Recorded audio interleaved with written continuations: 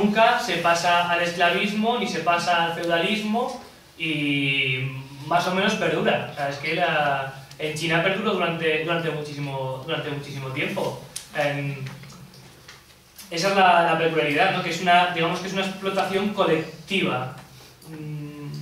No sé si se entiende un poco, ¿vale?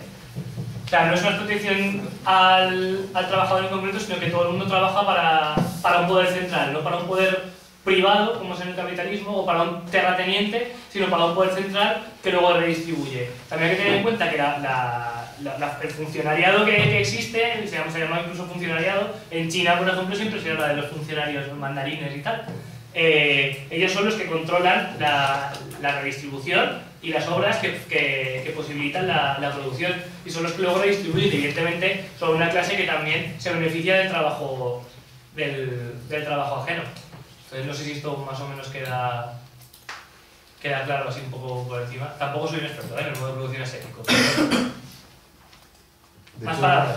De hecho, un paréntesis, creo que se entiende como la primera privatización del agua. O del agua que deja de ser sí, bien comunal. No, es que sí, es bien comunal en realidad. O sea, es que no es ni comunal ni privado, es que es una cosa un poco extraña, ¿vale? Porque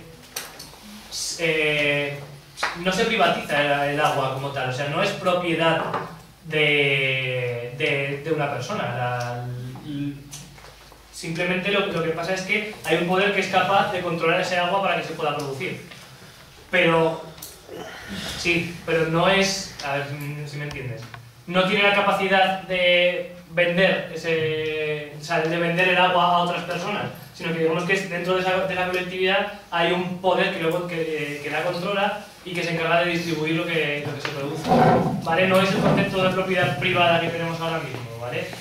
O sea, para entendernos un poco se puede decir privatización, quizá, pero no el concepto de privatización que tenemos ahora. O sea, no es una mercancía. Exactamente, el productor no tiene que pagar a un poder por utilizar el agua, sino que se presupone que la va a utilizar para producir y que luego ese producto se va a llevar a los centros de redistribución.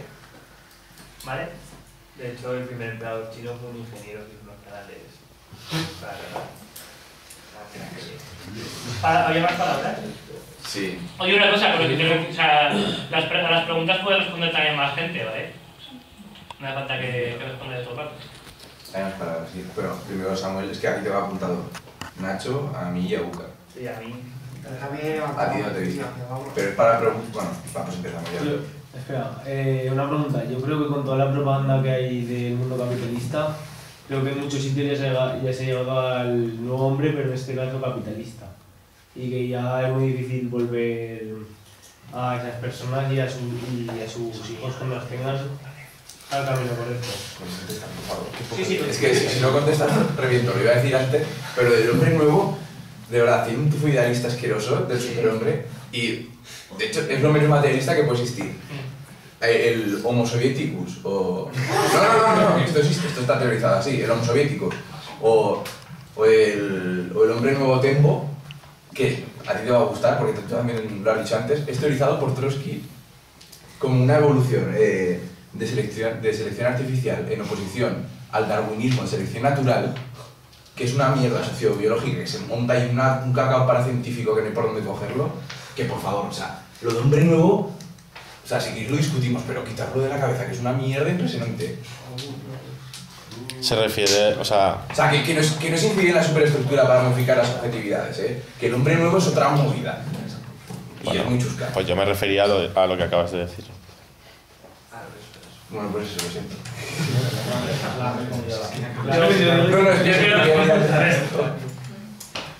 Hay que tener en cuenta que, bueno, vamos a dejar de hablar del hombre nuevo y vamos a hablar de educar en el socialismo, ¿vale?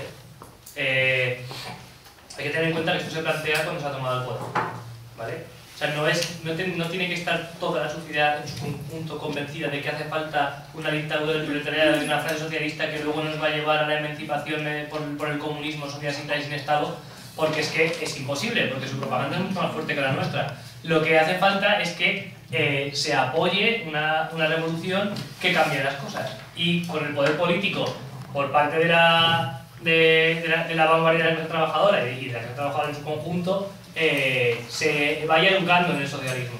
es una tarea a largo plazo. O sea, no es previo a la toma del poder. Pues- En parte sí es previo, pero no todo, ¿vale? Si vamos a esperar a que toda la sociedad actual que vive en el capitalismo se eduque en el socialismo para hacer la revolución, vamos apañados. Porque no va a ser posible, ¿vale? Y evidentemente la maquinaria de dominación ideológica del capitalismo, como he comentado antes, es brutal. Es que no se puede esperar que con nuestros medios convenzamos a todo el mundo. Pero, por ejemplo, sí que hay que aprovechar momentos para extender nuestro discurso y para que la gente se vaya dando cuenta de las contradicciones que tiene. Por ejemplo, este. O sea, movilizaciones sociales como las que está habiendo por la crisis no eran pensables antes de que surgiera la crisis en este momento. Y ya no movilizaciones sociales como en otros momentos de pedir, pues eso, durante la transición, ¿no? Pues de pedir la participación política, la democracia, tal, que ahora se vuelve a pedir, pero de otra manera. Sino que la contradicción que se ha visto de que esto que nos han vendido es mentira, ¿vale? Que mucha gente lo opina, luego la mayoría de la gente todavía no ve la necesidad de organizarse políticamente. Pero la contradicción sí que se le ha creado y es en ese momento lo tenemos que aprovechar para expandir el discurso con las medidas, con las armas que tengamos, que a veces son insuficientes, es verdad, pero bueno, es que... Eso es lo que veo yo, que es que si no hay gente no se puede luchar contra más gente, sino en la mayoría. Claro, pero por ejemplo, ¿qué pasa en la Revolución Rusa? En la Revolución Rusa no hay una mayoría de la población convencida de la necesidad de la revolución. Lo que hay es que ven una contradicción gigante entre la pobreza que sufren unos y la riqueza de otros, que le están mandando a morir a la frente por unos intereses que no son los suyos, ¿vale? Y mientras tanto se está beneficiando muy poca gente. Sí, un segundo. Entonces eso crea una contradicción tan grande que genera una revolución, porque ahí sí hay quien está preparado para liderar esa revolución, ¿vale?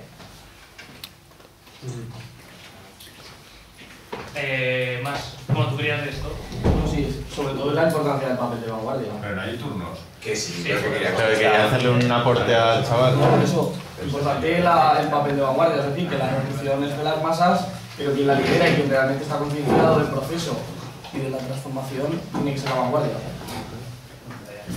Y ahí es de donde sacas la mayoría. O sea, la mayoría hace la revolución porque hay una vanguardia que la lidera. De hecho, en la Revolución de Octubre, la mayoría hizo la revolución y no sabía lo que era el socialismo. Claro. No sabía hacia dónde se dirigía y no sabía lo que había que hacer después. De hecho, Estaba la vanguardia que era la que... De hecho, gran parte ni siquiera tenían un programa socialista. De hecho, fue a los problemas concretos, el paz, pan y tierra. Nacho.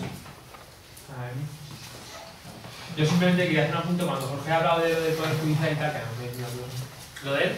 lo del Poder Judicial, Ah, sí. que me ha dicho a mí que hay que tener en cuenta siempre cuando hablamos de este tipo de cosas, primero, quién hace las leyes, que como el poder político lo tiene la burguesía, lo hace la burguesía, y luego quién puede llegar a la carrera judicial, que también son esos de la burguesía, porque son funcionarios de carrera con oposiciones que el Instituto del Trabajador no tiene muy difícil acceder a ellas. De hecho, comento siempre el dato de Ticomité de que el único persona de origen trabajador que ha llegado a juez de la Audiencia Nacional es Baltasar Garzón. El resto de jueces de la Audiencia Nacional han sido hijos de burgueses, y incluso en clase lo veo que la gente que mejores notas sacan y que tienen proyección son los que son hijos de jueces o de abogados prestigiosos, etc. Entonces,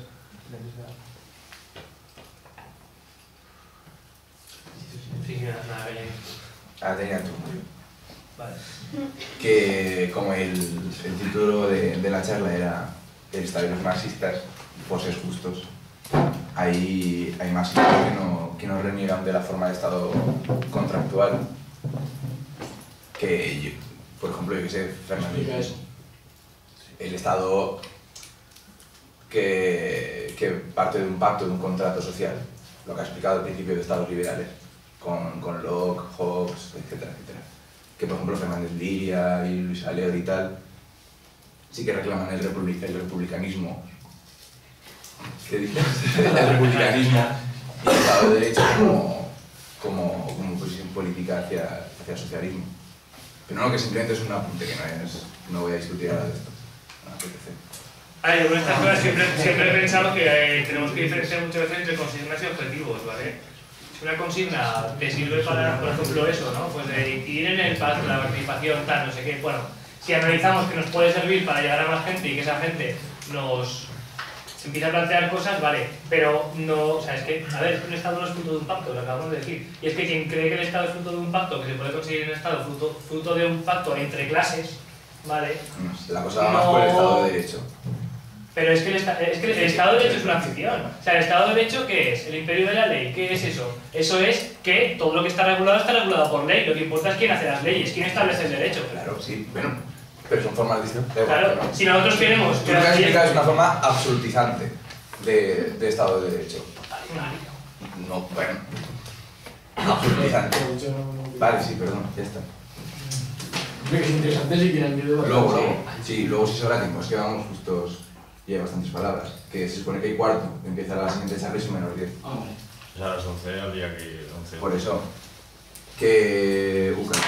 Yo la preguntaba hace dos, pero sí voy a hacer una aportación sobre el tema de la separación de poderes. Importante y que se ve ahora con el tema de la ley de seguridad ciudadana, una parte de las multas pasan directamente a la administración. Que es importante porque ya no es un poder judicial el que va a multar, sino directamente a la administración y porque conviene. Ahí se ve que realmente esta separación de tramas burocráticas favorece claramente a la clase dominante capitalista. Y la pregunta Bueno, si puedo... Sí, bueno, es que es lo que digo, la división de poderes es una ficción y esto yo creo que en España se ve claramente. O sea, primero, para empezar, ya la división entre legislativo y ejecutivo, bueno, ¿vale? Es decir, nosotros, el gobierno no es elegido directamente, bueno, es una variación de clases, que eso no hay que tenerlo, no hay que perderlo nunca de vista, pero lo que quiero decir es que se elige un parlamento que hace las leyes, ¿vale? Quien tiene la mayoría del parlamento normalmente es los que tienen capacidad para expandir más su mensaje. Y para expandir más su mensaje en el sistema en el que estamos, lo que necesitas es pasta y empresas, ¿vale? O sea, empresas de comunicación y dinero para la publicidad y controlar, o sea, tener poder, básicamente, para expandir tu mensaje, ¿vale? Ese parlamento elige un gobierno, ¿vale? Un gobierno que, evidentemente, si decimos que se ha elegido a quien más dinero tiene, es decir, a los representantes de la burguesía, porque son capaces de expandir su mensaje, ¿qué gobierno va a salir de ahí? ¿Qué decisiones ejecutivas va a tomar? Pues coincidentes con su clase. Y luego a eso le añades que el poder judicial, como comentaba Nacho, pasa prácticamente en herencia entre padres e hijos de los burgueses, pues ¿qué división de poderes puede existir?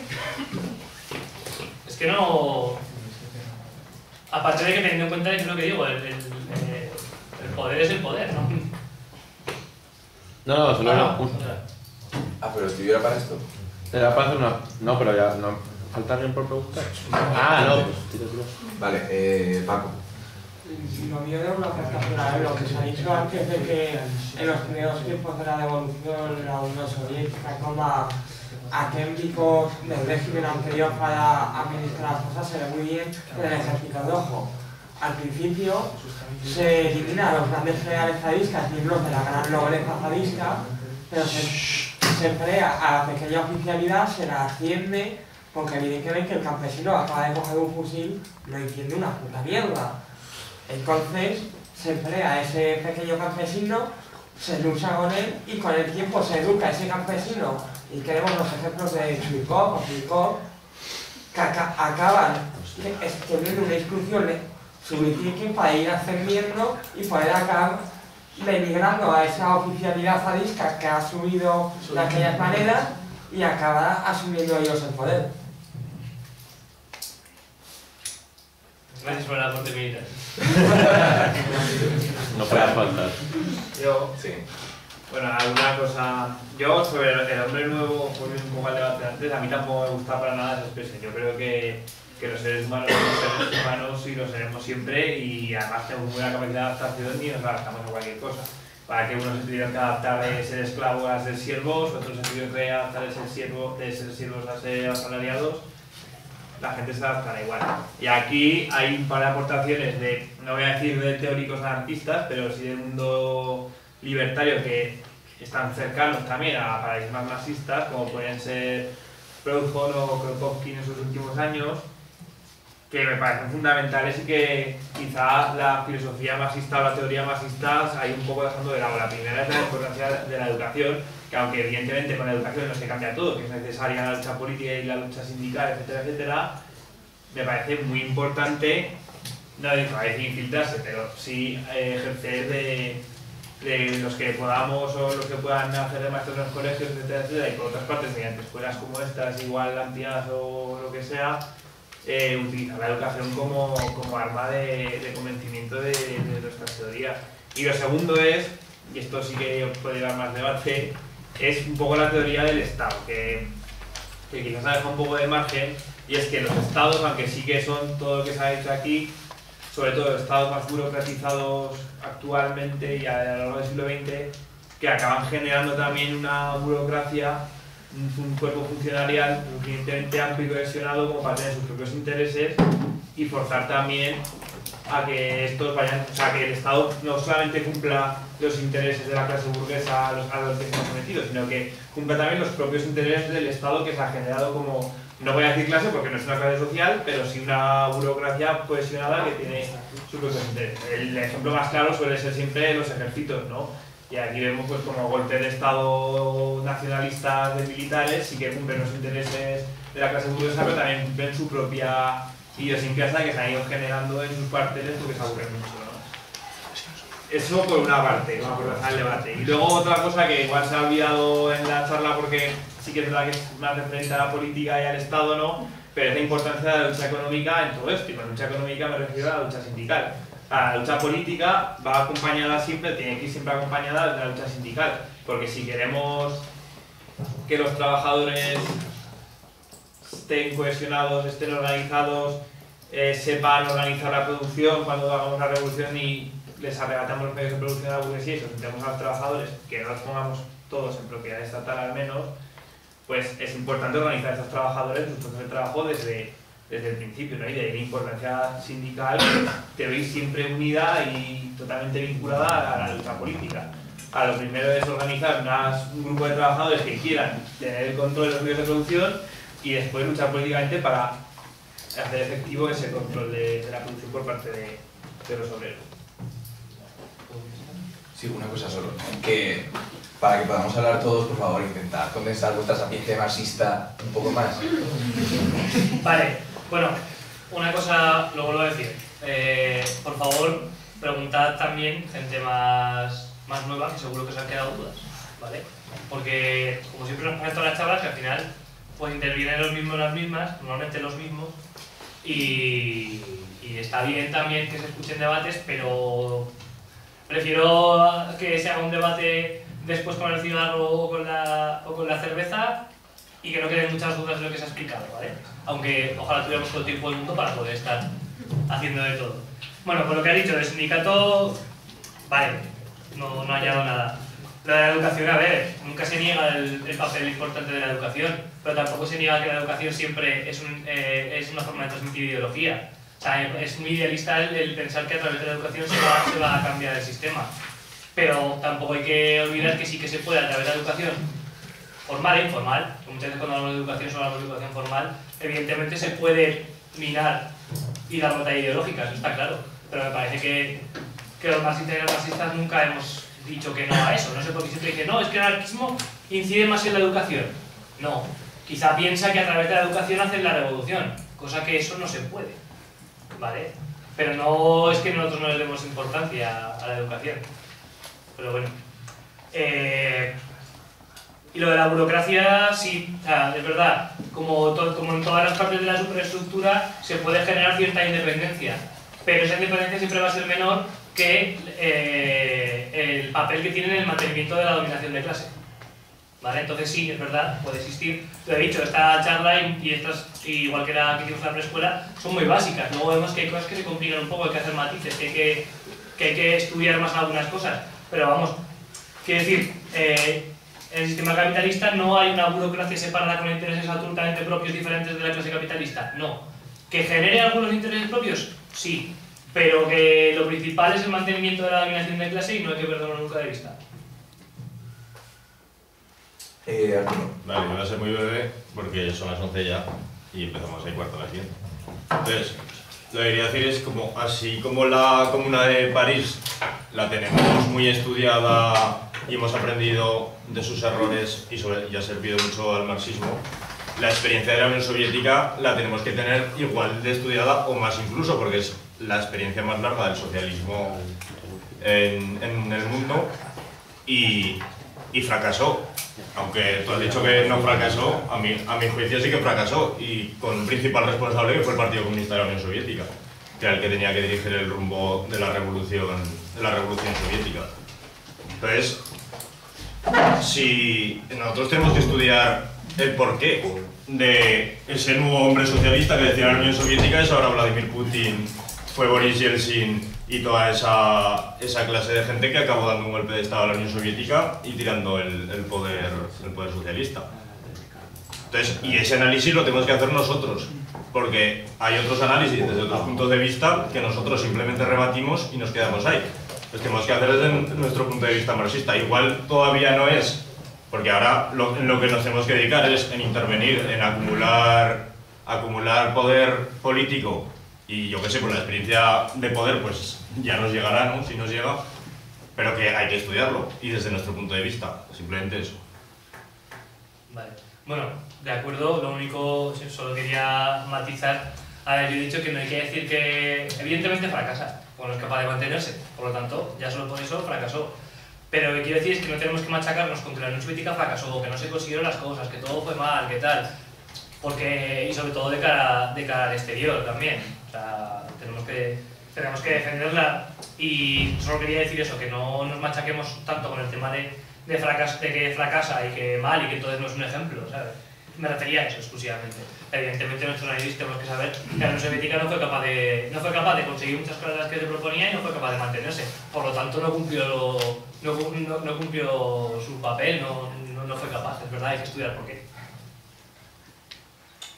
Elisa. A ver, yo tenía una pregunta de reflexión. Cuando has hablado de las instituciones y encima luego te he preguntado, Víctor, que estamos allí, según has dicho, para denunciar y no hacer el juego político y tal, y en verdad estamos participando en las instituciones, lo cual tampoco me parece todo negativo. Igual, quiere decir, igual que en un pasado nuestro análisis derivó en que la necesidad de la clase obrera era sustentar la república y no hacer la revolución como otros que siguen anarquistas, actualmente en nuestro análisis deriva que sí que hace falta cierta intervención en las instituciones.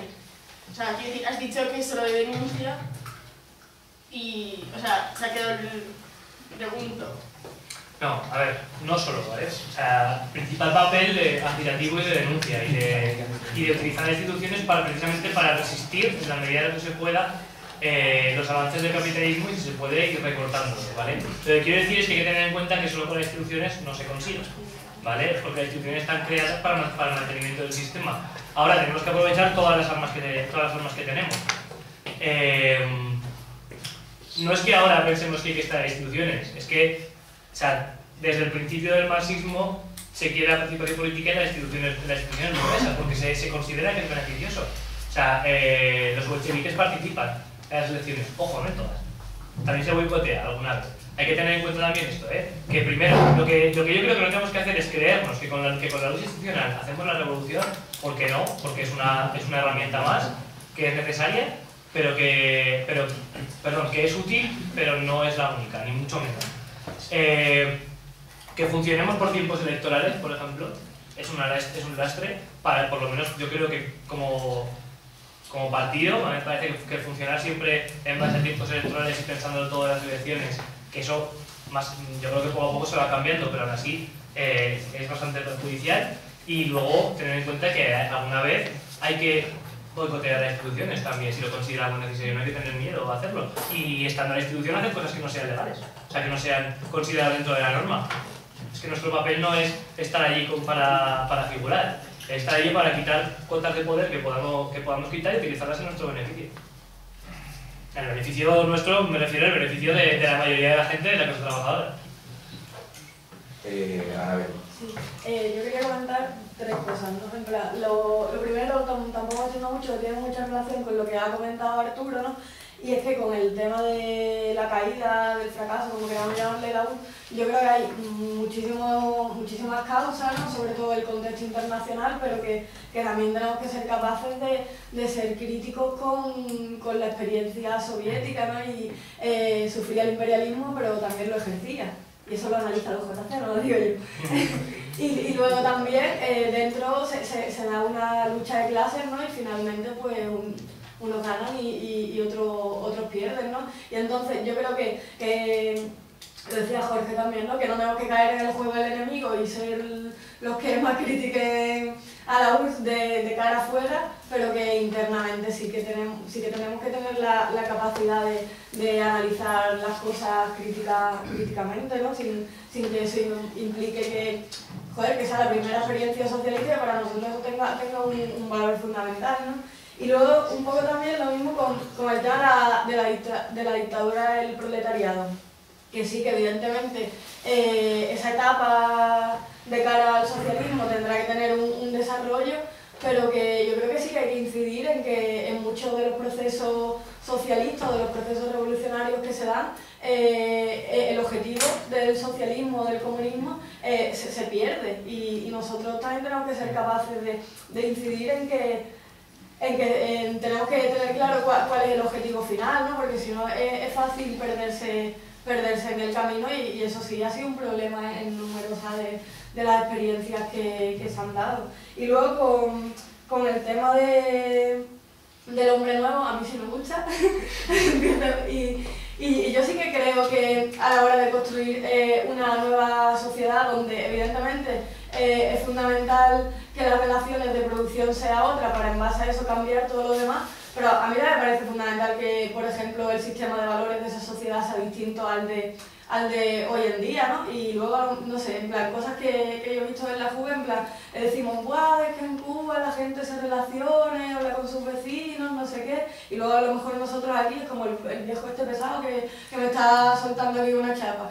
Entonces, ¿sabes? Porque somos al final presas del sistema donde vivimos y yo sí que creo que eso hay que cambiarlo y me parece también un error entender el marxismo en una perspectiva solo economicista, si bien eso es fundamental y yo creo que no hay que caer en historias postmodernas o de la superestructura y quedarnos ahí haciendo pajas mentales y hippies, aunque no haya que caer en eso. Ya Marx y Engels en sus últimas cartas y demás empiezan a hablar de que hay otros factores dentro de la explotación y habla de factores culturales, no sé qué. Lo que pasa es que bueno, se mueren y no da tiempo a desarrollarlo, ¿no? Pero que tampoco caigamos ahí en una mentalidad súper cerrada, no sé. Sí, de acuerdo. Pues decir una cosa a mí, Sí. que yo cuando estaba diciendo el hombre nuevo... Bueno, luego lo hablamos si no. El cigarro. Sí. Alberto dirá. Jorge. Alberto. Vale. Yo una cosa, ¿no? O sea, yo siempre tiro lo mío, medio ambiente y tal. Por ejemplo, el imperio mesopotámico cayó por factores ambientales, la limitación de las tierras y demás. Y hay teorías y tal de que el mismo sistema capitalista, ahora mismo depredador, como siempre lo es, ¿no? Por su supremacía de la tasa beneficio de cualquier otro factor, digamos que si no se cambia, estamos hablando de la supervivencia humana, a nivel adaptativo, ¿no? Y lo que, digamos que el compañero antes que se ha ido, hablaba de Kropotkin y tal, es muy curioso, ¿no? Cuando habla Kropotkin de cambiar las relaciones intraespecíficas, ¿no? Y estamos hablando aquí de las relaciones económicas, de las relaciones sociales y culturales, ¿no? Y es aquí donde entra el hombre nuevo, ¿no? O sea, yo creo que uno de los principales, dentro del juego que sé, una de las principales observaciones que se hicieron dentro de la Unión Soviética fue ver que el ser humano tenía ciertos pulsos naturales que debía controlar. Como un ejemplo, el hecho de que la gente sería médico, esta idea no que existía más utópica, porque por el bien de la humanidad y tal, sí que existe una parte, pero el incentivo económico y el incentivo del bienestar y tal, al final fue el desarrollo, ¿no? Y el resultado, ¿no? Yo creo, puedo equivocarme, pero que dio un pie a